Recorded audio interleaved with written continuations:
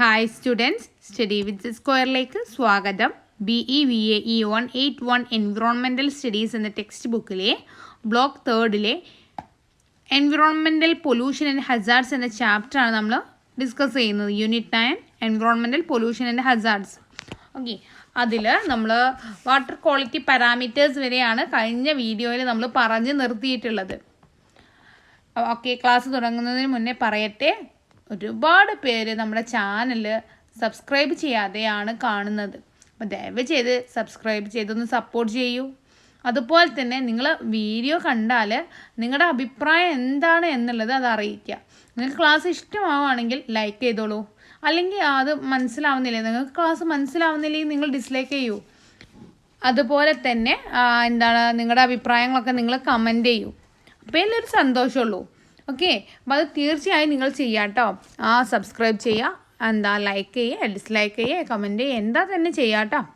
Okay, അപ്പോൾ നമുക്ക് ക്ലാസ്സിലേക്ക് കടക്കാം.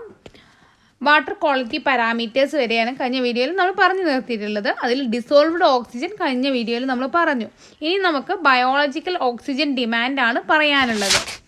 BOD is a measure of oxygen used by microorganisms such as bacteria to decompose the organic matter like sewage, dead plant leaves, grass blades and food wastes.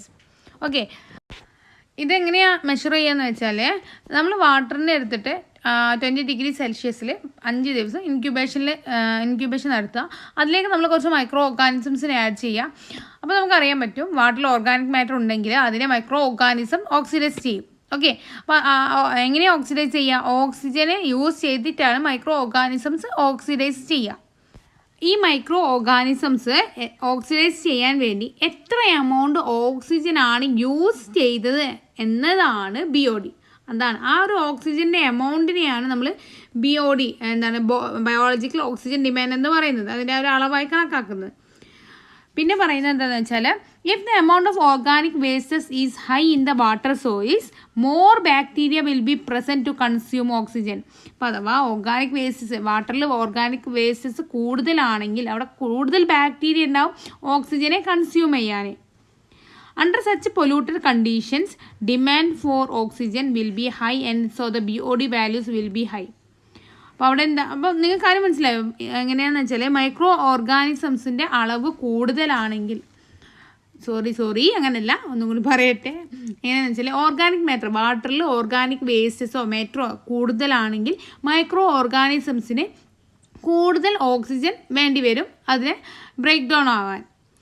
അപ്പോൾ എന്താവും, BOD താനെ കൂടും, biological oxygen demand. എന്ന് വെച്ചാൽ micro organisms use ചെയ്ത ഓക്സിജൻ്റെ അളവാണല്ലോ BOD എന്ന് പറയുന്നത്. അപ്പോൾ അവിടെ ഓർഗാനിക് മാറ്റർ കൂടുതലായിട്ടുണ്ടെങ്കിൽ അവിടെ BODയും കൂടും.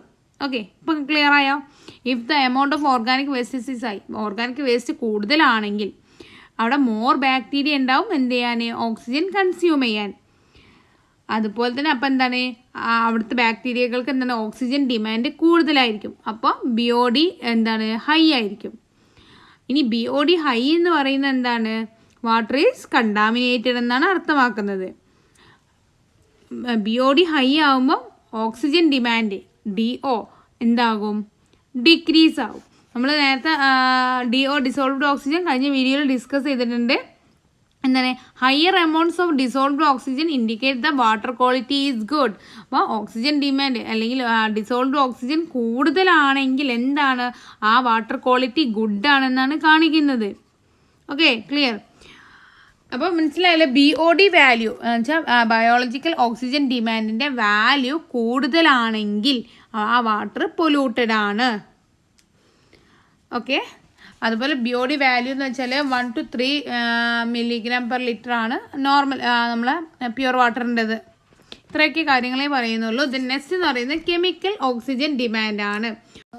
കെമിക്കൽ ഓക്സിജൻ ഡിമാൻഡ് അല്ലെങ്കിൽ COD എന്ന് പറയുന്നത് ഓക്സിജൻ എത്രത്തോളം ഓക്സിജനാണ് ഓർഗാനിക് കെമിക്കൽ കോമ്പൗണ്ട്സ്, വേസ്റ്റ് വാട്ടറിലുള്ള organic chemical compounds break down ചെയ്യാൻ വേണ്ടിയിട്ട് എത്രത്തോളം ഓക്സിജനാണ് ആവശ്യമുള്ളത് എന്ന ആ ഒരു കണക്കാണ്, അതിൻ്റെ ഒരു എമൗണ്ടാണ് കെമിക്കൽ ഓക്സിജൻ ഡിമാൻഡ് എന്ന് പറയുന്നത്. Okay, A water body that receives effluents from chemical industries shows high values of COD. അപ്പോൾ COD കൂടുതലായിരിക്കും ഈ ഇൻഡസ്ട്രിയിൽ നിന്നൊക്കെ വേസ്റ്റ് വാട്ടറിൽ വേസ്റ്റ് വാട്ടർ എത്തുമ്പോൾ അവിടെ എന്താണ് COD ഹൈ ആയിരിക്കും. അത്രയേ ഉള്ളൂ കെമിക്കൽ ഓക്സിജൻ ഡിമാൻഡിൽ പറയുന്നത്. നെക്സ്റ്റ് വൺ എന്ന് പറയുന്നത് most probable number, MPN, most probable number. The water polluted with organic wastes such as sewage, sludge will have high population of bacteria like E. coli and coliforms. അപ്പോൾ organic wastes കൊണ്ട് water polluted ആയിട്ടുണ്ടെങ്കിൽ like human wastes ഒക്കെ ആയിട്ട് ഒരു water polluted ആണെങ്കിൽ അതിലെന്താണ് bacteria like E. coli and coliforms are present. Okay, അതിൽ ആ വാട്ടർ നമ്മൾ ടെസ്റ്റ് ചെയ്യുകയാണെങ്കിൽ അതിൽ നമുക്ക് എന്ത് കാണാൻ പറ്റും? E. coliയുടെയും കോളിഫോംസിൻ്റെയൊക്കെ പ്രസൻസ് കാണാൻ പറ്റും. അപ്പം അങ്ങനത്തെ വാട്ടർ ടെസ്റ്റ് ചെയ്യുന്ന മെത്തേഡാണ് മോസ്റ്റ് പ്രോബബിൾ നമ്പർ എന്ന് പറയുന്നത്. ഈ MPN ടെസ്റ്റ് കൊണ്ട് നമുക്ക് E. coli ആൻഡ് കോളിഫോംസിനൊക്കെ ഡിക്റ്റേറ്റ് ചെയ്യാൻ പറ്റും. ഈ വാട്ടറിൽ എത്രത്തോളം E. coli ഉണ്ട്, കോളിഫോംസ് ഒക്കെ പ്രസൻ്റ് ആണ് എന്നുള്ളത് നമുക്ക് ഈ ഒരു MPN ടെസ്റ്റ് കൊണ്ട് ഡിറ്റക്റ്റ് ചെയ്യാൻ പറ്റും. അതുപോലെ തന്നെ അവർ എത്രത്തോളം ഉണ്ടെന്നുള്ള അവർ നമ്പറൈസ് ചെയ്യാനും പറ്റും. എത്രത്തോളം അവ ഉണ്ട്, ആ ഒരു ഓർഗാനിസംസ് ആ ഒരു വാട്ടർ ബോഡിയിൽ പ്രസൻ്റ് ആണ് എന്നുള്ളത് നമുക്ക് ഡിറ്റക്റ്റ് ചെയ്യാൻ കഴിയും. ഓക്കെ, ഈ കോളിഫോം എന്ന് പറയുന്നത് അത്ര വലിയ പ്രോബ്ലം ഉള്ള ഒരു സംഭവം ഒന്നുമില്ല, ഹാംഫുൾ ആയിട്ടുള്ളൊരു ഐറ്റം ഒന്നുമില്ല. നമ്മുടെ ഇൻറ്റസ്റ്റൈൻസിൽ, ഹ്യൂമൻ ഇൻറ്റസ്റ്റൈൻസിൽ നമുക്ക് കോളിഫോം എന്താണ് കാണാൻ പറ്റുന്നതാണ്. Coliform is present in human intestine. Okay, പക്ഷേ ഇവയുടെ പ്രസൻസ് വാട്ടറിൽ ഇവയുടെ പ്രസൻസ് കാണിക്കുന്നുണ്ടെങ്കിൽ അത് ഇൻഡിക്കേറ്റ് ചെയ്യുന്ന എന്താണെന്ന് വെച്ചാൽ ആ വാട്ടറിൽ ഹ്യൂമൻ വേസ്റ്റസ് പ്രസൻ്റ് ആണ് എന്നതാണ്. ഈ കോളിഫോം വാട്ടറിൽ പ്രസൻ്റ് ആണെങ്കിൽ അത് ഇൻഡിക്കേറ്റ് ചെയ്യുന്നത്. Okay, clear? Polluted water will show high values of MPN. Okay, polluted water എന്താണ് നമുക്കറിയാം, MPN കൂടുതലായിട്ടാണ് കാണിക്കുക. ഇത്രയും കാര്യങ്ങളാണ് മോസ്റ്റ് പ്രോബബിൾ നമ്പറിൽ പറയുന്നത്. ഏതൊക്കെയാണ്? Bacteria, E. coli and coliforms ആണ്. Then total dissolved solids. The amount of salts and solids dissolved in water is measured by testing the TDS and salinity contents. ഇനിയിപ്പോൾ വാട്ടറിൽ സോൾട്ട്സും സോളിഡ്സും ഒക്കെയാണ് ഡിസോൾവ് ചെയ്തിട്ടുള്ളത് എങ്കിൽ അവയെ മെഷർ ചെയ്യാനുള്ള മെത്തേഡാണ് TDS, ടോട്ടൽ ഡിസോൾവ്ഡ് സോളിഡ്സ്.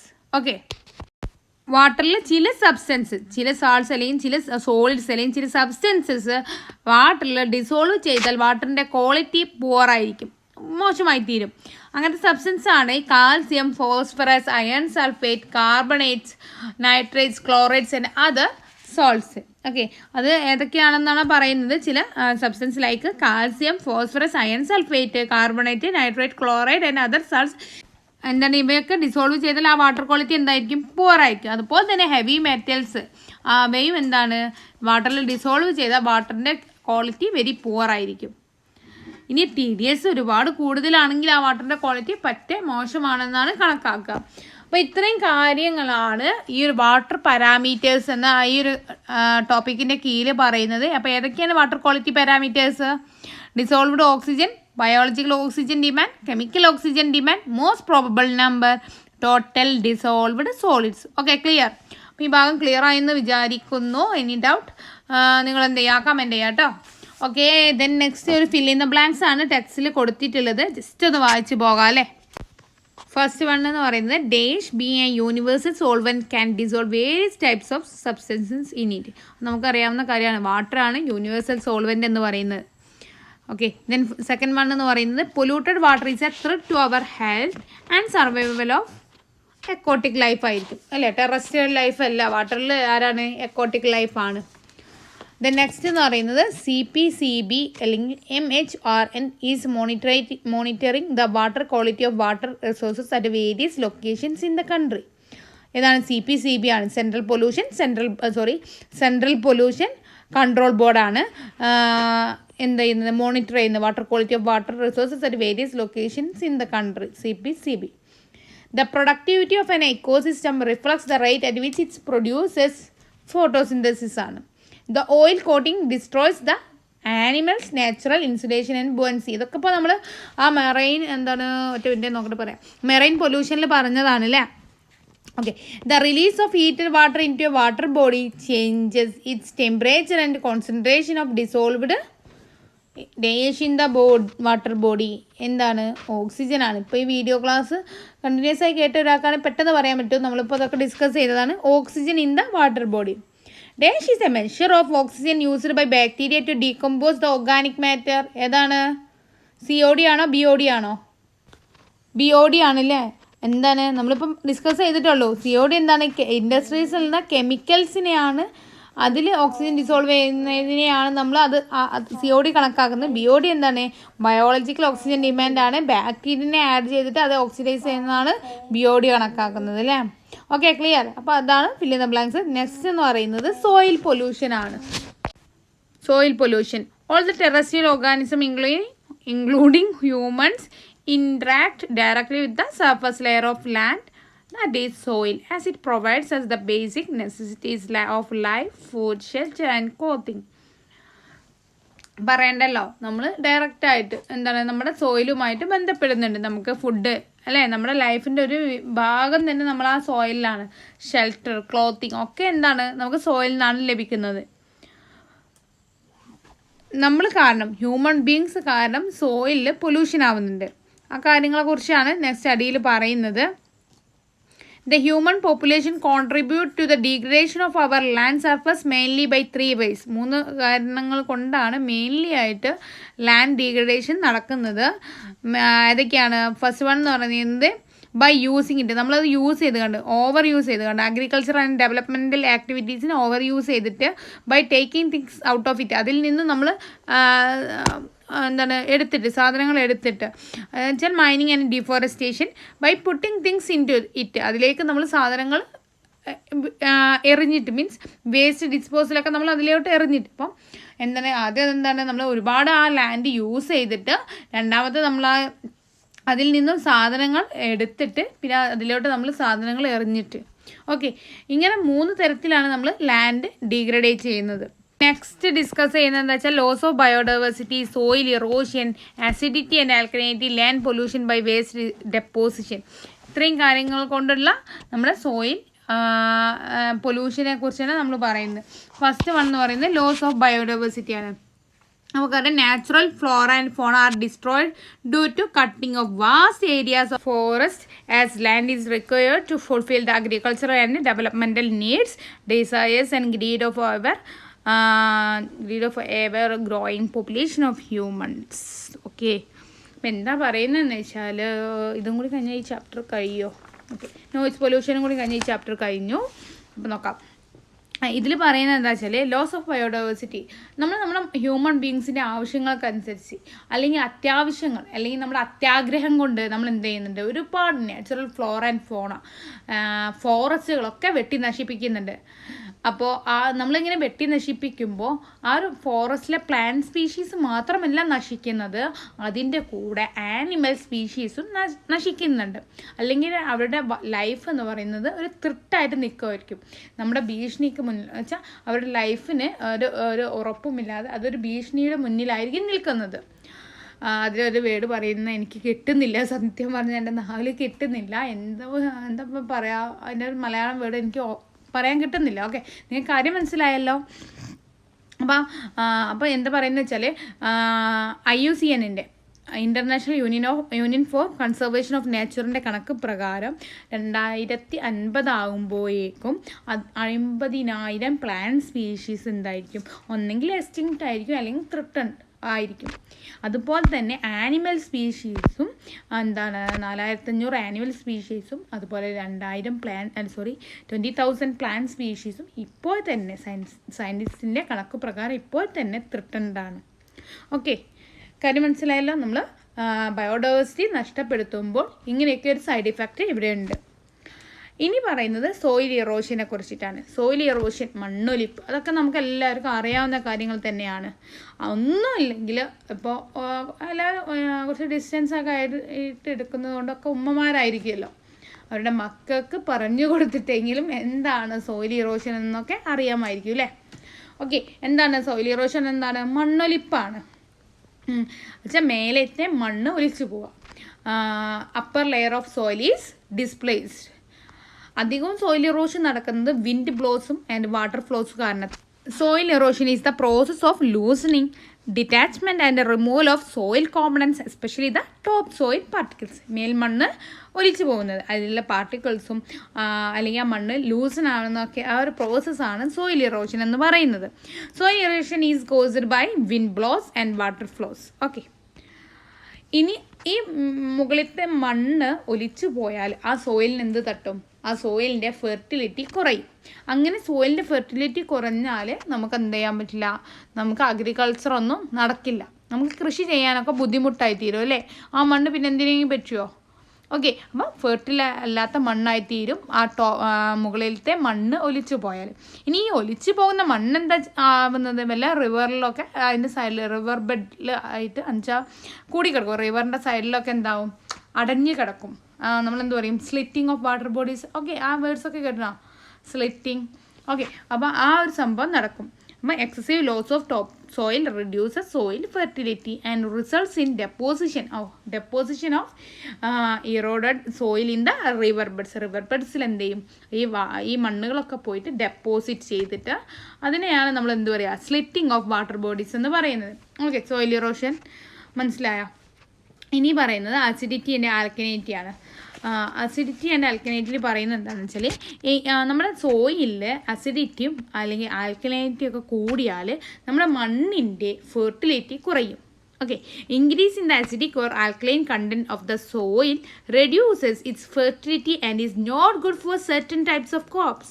അപ്പോൾ എന്താണ്, അസിഡിക് ആയാലോ നമ്മുടെ സോയിൽ അസിഡിക്കോ ആൽക്കലൈനോ ആയാൽ അതിൻ്റെ സോയിലിൻ്റെ ഫെർട്ടിലിറ്റി കുറയുന്നതോടുകൂടി തന്നെ ചില ക്രോപ്സിന് അത് പറ്റുകയുമില്ല. Minerals like calcium carbonates and alkaline compounds tend to get deposit in the soil if the climate is dry or rainfall is low. Rainfall low ആവുകയാണെങ്കിലോ ക്ലൈമറ്റ് ഡ്രൈ ആവുകയോ ചെയ്യുകയാണെങ്കിൽ കാൽസ്യം കാർബണേറ്റ് ആണ് എന്ന മിനറൽ എന്ത് ചെയ്യും? സോയിൽ ഒരുപാട് deposit ചെയ്യും. അത് എന്താണ്? ആ സോയിലിൻ്റെ ആൽക്കലിനിറ്റിയെ ഇൻക്രീസ് ചെയ്യാൻ കാരണമാക്കും. Okay, unmindful use of land and wrong agricultural practices are the main human generated reasons for such state of soil. അപ്പോൾ നമ്മളെ ഹ്യൂമൻ ആക്ടിവിറ്റീസ് കൊണ്ട് അല്ലെങ്കിൽ ഹ്യൂമൻ പ്രാക്ടീസസ് കൊണ്ടൊക്കെയാണ് ഈ ഒരു പ്രോബ്ലമൊക്കെ നടക്കുന്നത്.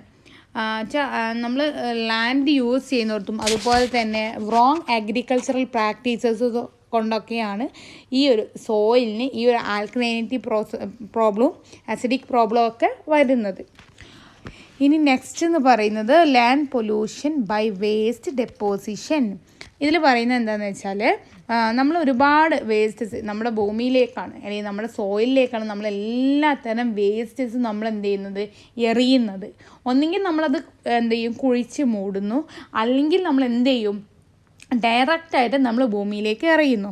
അങ്ങനെ ചിലത് നമ്മൾ അൺകവേർഡായിട്ട് എറിയും. ആ അൺകവേർഡായിട്ട് എറിയുന്നത് അല്ലെങ്കിൽ നമ്മൾ അതിൻ്റെ തക്കതായ അതിനുള്ള ട്രീറ്റ്മെൻറ്റ്, ആ വേസ്റ്റ് എങ്ങനെയാണ് കറക്റ്റായിട്ട് ഡിസ്പോസൽ ചെയ്യേണ്ടത് എന്നൊരു രീതി ഉണ്ടാവുമല്ലോ, അത് ചെയ്യാതെ അൺട്രീറ്റ് ചെയ്തിട്ട് നമ്മൾ അങ്ങനെ വേസ്റ്റസ് എറിയുമ്പോൾ അത് ബാക്കിയുള്ള മഴയൊക്കെ പെയ്യുമ്പോൾ എന്ത് ചെയ്യും? അടുത്തുള്ള വാട്ടർ ബോഡീസിലേക്കൊക്കെ ആ ഒരു വേസ്റ്റസ് എത്തിച്ചേരും.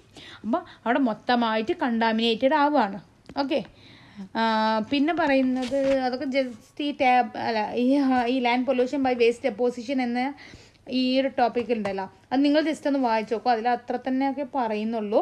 പിന്നെ അതിൻ്റെ അടിയിലുള്ള ടേബിളിൽ കറക്റ്റായിട്ട് പറയുന്നുണ്ട് ഓരോ ഏരിയയിൽ പ്രൊഡ്യൂസ് ചെയ്യുന്ന വേസ്റ്റ് ജനറേറ്റ് ചെയ്യുന്നത് ഏതൊക്കെയാണ്. അർബൺ ഏരിയയിലാണെങ്കിൽ municipal, sewage, industrial effluents, domestic effluents, hospital waste, ഇതൊക്കെയാണ് അർബൺ ഏരിയാസിലുണ്ടാകുന്ന wastes.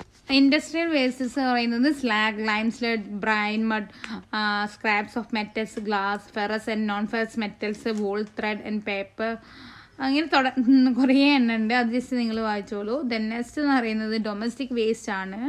Organic waste from kitchen, crockery, tin cans, plastics cans, bottles and bags, etcetera etcetera etcetera. Okay, next എന്ന് പറയുന്നത് rural waste ആണ്. Rural waste ഏതൊക്കെയാണ്? Pesticides, herbicides, agricultural run offs. Okay, nuclear plant wastes, radio active hazards wastes. ഇത്രയാണ് wastes വെച്ചാൽ major type of wastes generated from different sources that pollute our land areas. Land areas polluted ആവാൻ കാരണമായി തീരുന്ന different സോഴ്സസിൽ നിന്നുള്ള wastes ആണ് ഇത് വേർതിരിച്ച് എഴുതിയത്. അപ്പോൾ ആ കോളം ഒന്ന് നിങ്ങളൊന്ന് വായിച്ച് നോക്കുക. ഓക്കെ, ഇനി നെക്സ്റ്റ് പറയുന്നത് എന്താണെന്ന് വെച്ചാൽ the pollutants once enter any component of the biosphere can cycle through all the components, that is air, water and soil, and can enter the organisms. ഒരു പൊല്യൂട്ടൻ്റ് ബയോസ്ഫിയറിലുള്ള ഏതെങ്കിലും ഒരു കോമ്പോണൻറ്റിൽ എത്തുകയാണെങ്കിൽ, എൻ്റർ ചെയ്യുകയാണെങ്കിൽ അത് എല്ലാ കോമ്പോണൻസിലൂടെയും സൈക്കിൾ ചെയ്യും. മീൻസ് എയറിലാണ് അത് എത്തിയെങ്കിൽ അത് വാട്ടറിലൂടെയും സോയിലിലൂടെയും ഒക്കെ എന്ത് ചെയ്യും, പാസ് ചെയ്തിട്ട് അവസാനം ഓർഗാനിസംസിൻ്റെ ബോഡിയിൽ എത്തിച്ചേരും. ഒരു എക്സാമ്പിൾ പറയുന്നുണ്ട്, ജസ്റ്റ് നോക്കുക. Pesticides. Let us take the examples of pesticides, the chemicals that are used to eliminate the pest. പെസ്റ്റിനെ എലിമിനേറ്റ് ചെയ്യാൻ വേണ്ടി യൂസ് ചെയ്യുന്ന കെമിക്കലാണല്ലോ പെസ്റ്റിസൈഡ് എന്ന് പറയുന്നത്. വി യൂസ് ഇൻ ദ ഫീൽഡിലാണ് നമ്മളത് യൂസ് ചെയ്യുന്നത്. Pesticides are dusted or sprayed on plants or else mixed in the soil of the fields.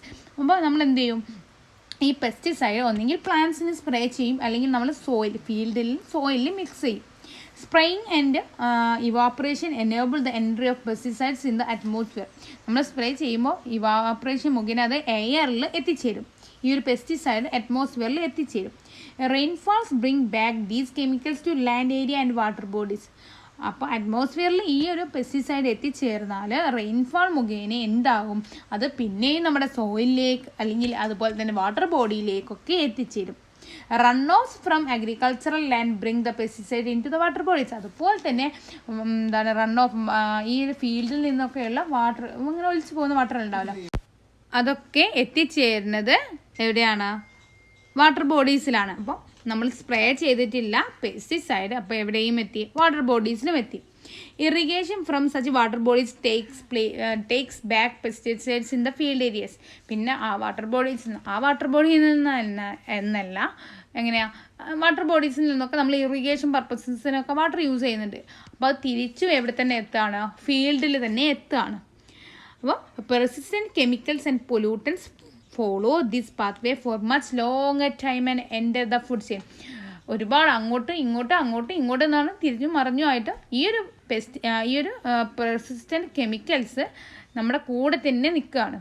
ഒന്നെങ്കിൽ വാട്ടർ ബോഡിയിലെത്തും, വാട്ടർ ബോഡിയിൽ നിന്ന് പിന്നെയും നമ്മുടെ സോയിലെത്തും, പിന്നെ നേരെ എയറിലെത്തും. ഇങ്ങനെ എന്താണ് ഈ ഒരു സൈക്കിള് ഒരുപാട് ലോങ്ങർ ടൈം നമ്മുടെ കൂടെ തന്നെ നിന്നിട്ട് അവസാനം അത് പിന്നെ എന്താണ് നമ്മുടെ ഫുഡ് ചെയിനിലും എത്തുകയാണ്. If not biodegradable, these pollutants can bioaccumulate and biomagnify in the higher levels of food chain. ഇനി അഥവാ ഈ ഒരു പെസ്റ്റിസൈഡ്സ് അല്ലെങ്കിൽ എന്നാൽ തന്നെ അവിടെ ഈ ഒരു കെമിക്കൽസ് എന്താവുന്നില്ല, ബാക്ടീരിയ വഴിയൊന്നും ഡിസോൾവ് ചെയ്ത് പോകുന്നില്ല എങ്കിൽ, വെച്ചാൽ ഭൂമിയിലേക്ക് അലിഞ്ഞ് പോകുന്നില്ല എങ്കിൽ അത് പിന്നെയും എന്താണ്, ഈ ഒരു പൊല്യൂട്ടൻ്റ് പിന്നെയും നമ്മുടെ ഹയർ ലെവൽസ് ഓഫ് ഫുഡ് ചെയിൻ്റെ ഹയർ ലെവൽസിലേക്ക് കയറി പോവുകയാണ് ചെയ്യുന്നത്. ഓക്കെ, ബയോ അക്യുമുലേഷൻ എന്ന് പറയുന്നത് എന്താണെന്ന് വെച്ചാൽ, bio accumulation refers to the entry of a pollutant in a food chain. Bio accumulation എന്ന് പറയുന്നത് ഒരു പൊല്യൂട്ടൻറ്റിൻ്റെ ഫുഡ് ചെയിനിലേക്കുള്ള ആ എൻട്രിയുടെ ആ ഒരു പ്രോസസ്സാണ് ബയോ അക്യുമുലേഷൻ എന്ന് പറയുന്നത്. Bio accumulation refers to the entry of pollutant in a food chain. It is the increase in the concentration of a pollutant from the environment to the first organism in the food chain. ഇനി biomagnification ഉണ്ട്. Biomagnification is the phenomena of increase in the concentration of a pollutant from one link in a food chain to another. എൻവിറോൺമെൻറ്റിൽ നിന്നും first food ചെയിനിലേക്ക് first step ഉണ്ടാവുമല്ലോ, food ചെയിൻ്റെ first സ്റ്റെപ്പിലേക്ക് ഈ എൻവിറോൺമെൻറ്റിൽ നിന്നും ഈ ഒരു പൊല്യൂട്ടൻ്റ് എത്തുമ്പോൾ എന്താണ്, എൻവിറോൺമെൻറ്റിൽ നിന്നും ഉള്ളതിനേക്കാൾ കോൺസെൻട്രേഷൻ കൂടിയിട്ടായിരിക്കും ഫുഡ് ചെയിൻ്റെ ഫസ്റ്റ് ലെവലിൽ എത്തുക. സെക്കൻഡ് ലെവലിലേക്ക് എത്തുമ്പോൾ പിന്നെയും ആ ഒരു കോൺസെൻട്രേഷൻ കൂടുകയാണ് ചെയ്യുന്നത്. അപ്പോൾ എന്താ പറയുക, നമ്മുടെ ഫുഡ് ചെയിൻ്റെ ലെവലുകൾ കൂടുന്തോറും ഇതിൻ്റെ ഈ ഒരു പൊല്യൂട്ടൻറ്റിൻ്റെ കോൺസെൻട്രേഷൻ കൂടുകയാണ് ചെയ്യുന്നത്. ഓക്കെ, അതാണ് biomagnification is the phenomena of increase in the concentration of a pollutant from one link in food chain to another. Biomagnification എന്ന് പറയുന്നത് എന്താണെന്ന് വെച്ചാൽ ഈ ഒരു പൊല്യൂട്ടൻറ്റിൻ്റെ കോൺസെൻട്രേഷൻ ഇൻക്രീസ് ചെയ്യും.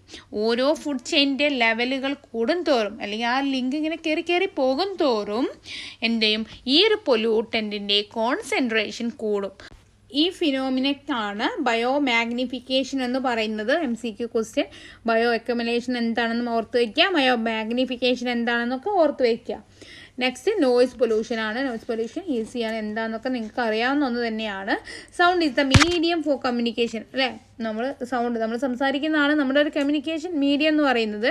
It is almost impossible to lead our day to day life without sound ഇല്ലാതെ നമ്മുടെ life പക്കാ ബോറാണ്. Sound is annoying and harmful if it becomes noise. Sound എപ്പോഴാണ് അതൊരു ഒരു ഹാംഫുൾ ആവുന്നത്, അല്ലെങ്കിൽ അതൊരു ഭയങ്കര ബുദ്ധിമുട്ടായി തോന്നുന്നത് എപ്പോഴാണ്? അത് നോയ്സ് ആവുമ്പോഴാണ് നമുക്ക് ആ സൗണ്ട് ബോറായി തോന്നുന്നത്. Noise is any unwanted or exceedingly high levels of sound that can annoy, cause stress or impair the hearing ability. എന്താണ് നോയ്സ് എന്ന് പറയുന്നത്?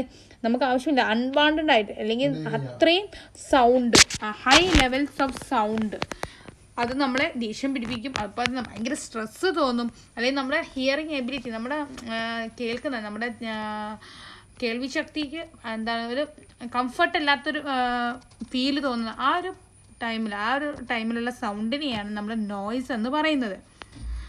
Main source of noise are industrial operations, machines, vehicles, railways, aircrafts, military arms and construction work, അങ്ങനെ ഒരുപാട് എണ്ണം പറയുന്നുണ്ട്. അതൊക്കെ നിങ്ങൾ just ഒന്ന് വായിച്ച് നോക്കും. Loudness or the intensity of the sound is measured by measuring on a scale called decibel. അപ്പോൾ അത് ഓർക്കണം കേട്ടോ. എന്താണ് നമ്മുടെ സൗണ്ട് ഇൻറ്റൻസിറ്റി ഓഫ് സൗണ്ട് അല്ലെങ്കിൽ ലൗഡ്നെസ് മെഷർ ചെയ്യുന്ന മെഷറിംഗ് സ്കെയിലിനെയാണ് ഡെസിബിൾ എന്ന് പറയുന്നത്. A 10-fold increase in the sound intensity is represented as 10 dB on scale. The instrument is called decibel meter. ആ ഒരു ഇൻസ്ട്രുമെൻറ്റിന് പറയുന്ന പേരാണ് ഡെസിബൽ മീറ്റർ. ഏതാണ് മെഷറിംഗ് സ്കെയിൽ എന്ന് ചോദിച്ചാൽ ഡെസിബൽ ആണ്. ഇൻസ്ട്രുമെൻറ്റ് ഏതാണെന്ന് ചോദിച്ചാൽ അത് ഡെസിബൽ മീറ്റർ ആണ്. Okay. Apart from pressure sound has pitch also. Sound pitch ഉണ്ടാവില്ല, അത്രത്തിനുള്ള. High pitched sound is more annoying than low pitched sound of same ഇൻറ്റൻസിറ്റിയുള്ള സൗണ്ടിന് ലോ പിച്ചാണെങ്കിൽ അത്ര ബോറില്ല, അത്ര ദേഷ്യം പിടിപ്പിക്കില്ല. ഹൈ പിച്ചാണെങ്കിൽ ഭയങ്കര ഇറിറ്റേഷൻ ആയിരിക്കും. The unit that measures both pressure and pitch of the sound is called decibel A. നമ്മുടെ പ്രഷറും അതുപോലെ തന്നെ പിച്ചും, സൗണ്ടിൻ്റെ പിച്ചും മെഷർ ചെയ്യുന്ന യൂണിറ്റാണ് ഡെസിബൽ എ എന്ന് പറയുന്നത്. Noise can affect interfere with communication, causing health and behaviour disorders and dimension, അങ്ങനെ ഒരുപാട് കാര്യങ്ങളുണ്ട്. അതൊക്കെ നിങ്ങൾ ജസ്റ്റ് ഒന്ന് വായിച്ചു നോക്കൂ കേട്ടോ. പിന്നെ പറയുന്നത് എന്താണെന്ന് വെച്ചാൽ ഹൈ സൗണ്ട് ലെവൽസ് കൊണ്ട് ഹ്യൂമൻ ബീങ്സ് ഒരുപാട് ദോഷങ്ങളുണ്ട്.